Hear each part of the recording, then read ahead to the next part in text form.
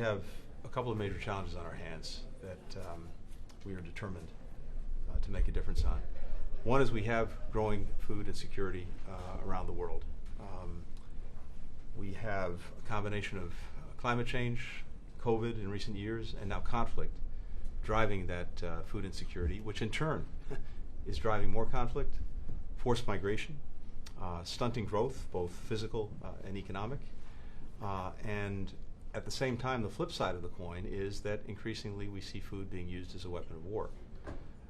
And so for us, it was important to use the presidency that we have this month at the Security Council to try to put more light on that, but not just put light on it, actually offer some practical solutions.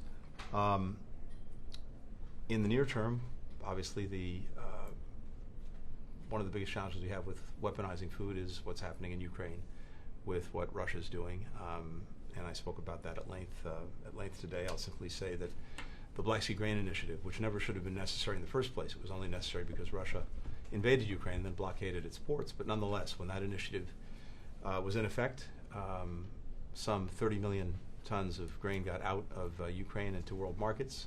2/3 of the wheat was going to the developing world, the equivalent of 18 billion loaves of bread. And since Russia has decided to tear up that agreement, we've seen prices go up for everyone.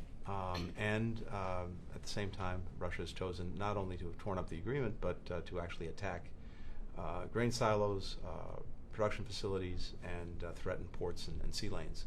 So there's a clear demand signal from around the world that this get reversed and that Russia restore the Black Sea Grain Initiative. But what I also and mostly wanted to focus on today with all of you is this. We also know that even as we have urgent challenges in so many parts of the world that we have to respond to, and we are, we also have the medium and long-term challenge. If the world's population is going to hit 10 billion people by 2050, and demand for food is going to go up by 50%, but yields are actually going down, we have a fundamental problem and a fundamental challenge. We have been working to try to address that.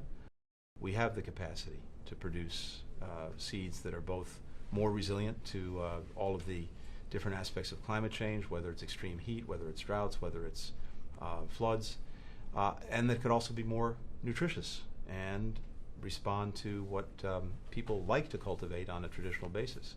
And at the same time, we now have a greater ability than ever before to map the quality of soil around the world, to figure out where it's productive and where it's not, and then to do something about it. If you put these things together, if you really put together the seeds in the soil, you can have a dramatic impact, we think, on long-term productive capacity and sustainability that can really address the needs of people around the world.